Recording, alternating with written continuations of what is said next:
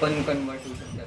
त्यांनी त्याच्याबद्दल इन्फॉर्मेशन दिली आणि कुठले कुठले म्हणजे जे जे फ्रीमधले विदाऊट पेडवाले जे टूल्स आहेत ते आम्हाला शिकवणार आहेत, त्यांनी तेवढं सांगितलं. आणि त्यानंतर सेशन थर्डमध्ये त्यांनी कीबोर्डबद्दल डिटेलमध्ये त्यांनी सांगितलं. नॅव्हिगेशन कीज कुठल्या, स्पेशल कीज कुठल्या, फंक्शनल कीजचा काय यूज असतो. त्यानंतर हे टायपिंग कीज कुठल्या असतात, कुठल्या हँडची प्लेसमेंट कुठं असली पाहिजे. आणि त्यानंतर अजून त्यांनी AI टूल्सची जराशी माहिती दिली.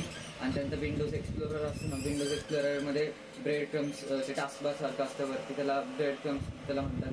त्यानंतर विंडोज एक्सप्लोररचा यूज काय असतो, त्यानंतर शॉर्टकट्स कसे यूज करू शकतो आपण PC मध्ये, पिन कसं करायचे एखाद्या अकाउंटला, त्यानंतर वॉलपेपर कसं चेंज करायचा डेस्कटॉपवरचा.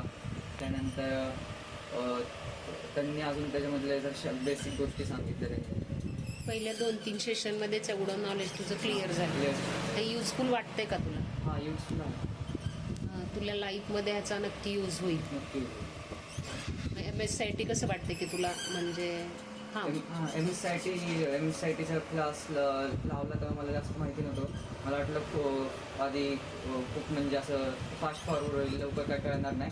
पण नंतर आत्ता त्यांनी खूपच बेसिकपासून स्टार्ट केलं. आधी पहिल्या सेशनमध्ये तर असं वाटलं सगळं जमतं, नंतर हळूहळू त्यांनी बेसिक्सच्या नंतर आता जसं हळूहळू ते ॲडव्हान्स होत चालले. त्याच्यामध्ये अजून AI टूल्सचा पण यूज शिकवतात आहेत, नवीन जे गोष्टी माहीत नव्हत्या कॉम्प्युटर्समधल्या, काय बेसिक गोष्टी ते पण क्लिअर होत गेल्या मला आता हळूहळू.